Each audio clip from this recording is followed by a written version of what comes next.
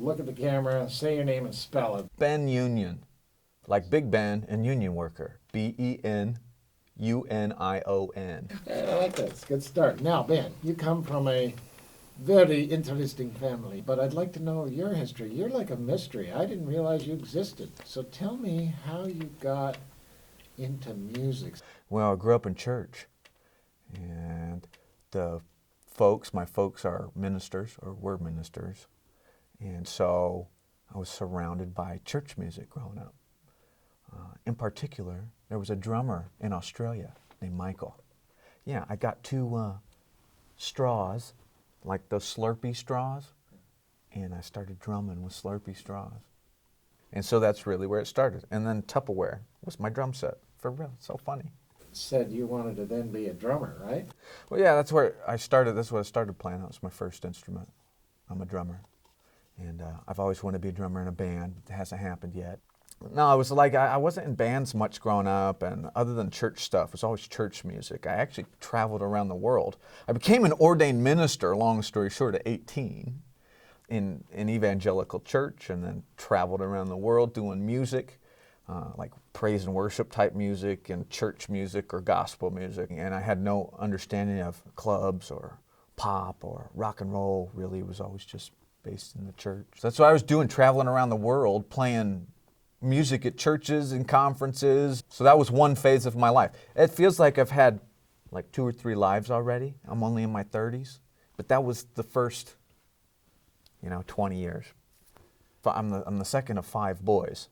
And then it's like we were raised by 2 different parenting styles. Same parents, but a little more strict and kind of in the box a little bit, a bit more uptight. And then the younger boys, we kind of had already begun getting loose and drinking alcohol and living our teens and 20s.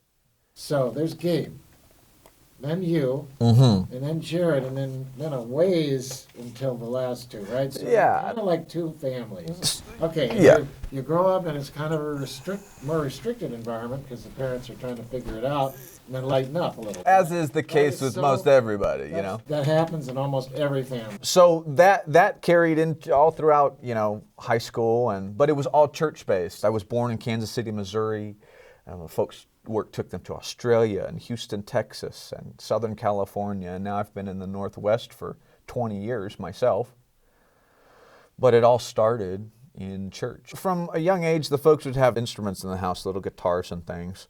From there, piano lessons, learning piano, and then picking up things like the bass guitar and then harmonica, understanding the music theory and taking different lessons from different friends and mentors. It just went from there, but like I said, it was all in the church. That's completely where it was. I had aspirations and thoughts about maybe doing pop music or kind of crossing over, but didn't really. It was just, my life was very much smooth sailing in the church where I was very focused on what I wanted to be doing. I knew it. I was going to be what I was going to be doing.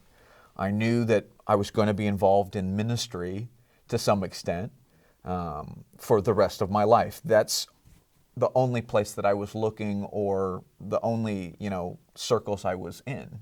You're playing music now. The music you play, are these songs written by other people, or were there any original music? Yeah, I did some. I operated under a different artist name back then. That was a Christian artist, and so I was doing my own original songs a lot of the time. But in the evangelical world, there's like, at that time there was like Hillsong, and then like Matt Redman. We had like 2 choices. And so these songs would rotate and we'd sing. It was just the genre and the style of the music that I was into. Those were the songs that we would play. What would be called corporate choruses, or the Christian version of rock and roll. The evangelical churches I've gone to, and I've gone to quite a few, there's a lot of people who know the words to these songs in the congregation. They're singing along. Is that true, what you were doing? Yeah, a lot, just popular choruses. And then, I mean, different, you can start breaking it down into denominations. Different denominations have their little worship rock stars, more or less. So those songs would get passed around.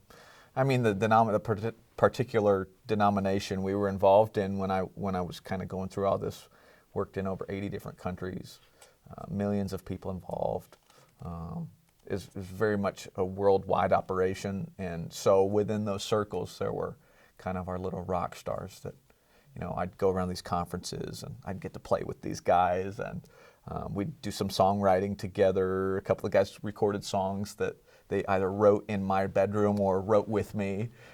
So I was a little budding rock star in a sense. It was kind of my niche. It was easy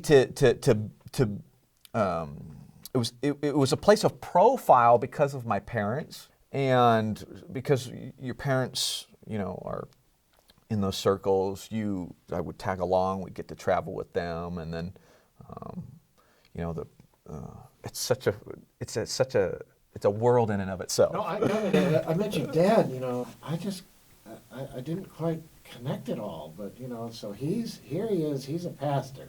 He's up there giving the sermon, and then with the musical portion of the. And I would do the music and stuff.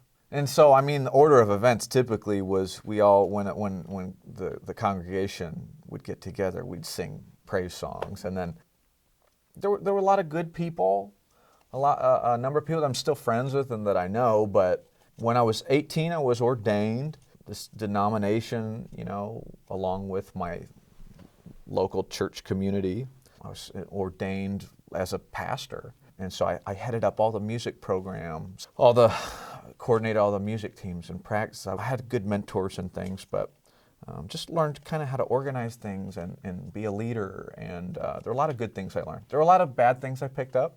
I don't do any of that now. I don't do any of that. It's been so long since I've been in that world, but I did take a lot of good things from that world, but I'm glad I left it in the past. About 19 years old, kind of the whole bottom fell out of that. Big denominational, it was very political. It was a very political world. So then, wow, big change. Yeah. And you're 19? I was Yeah, 19. okay, so- That's when the big changes began to happen in my life. My eyes were open to the negative aspect of religion and politics in religion, and it's no different than I'd picture like the Catholic Church. There's so much politics involved. It doesn't mean there's not good people involved, but there's a lot of bad people involved. No, it's like he's really good, and so you're inspiring people to love what you're doing. Okay, so politics comes in, things get messed. Okay, so now you got to make some decisions. So what happens next to Benyon? So that whole transition in my life, my whole perspective changed. I knew I didn't want to be involved in church in that aspect anymore, like for sure. There were things that happened at that point in my life that I've never questioned again. I've just moved on from. That was my first major life experience, I would say.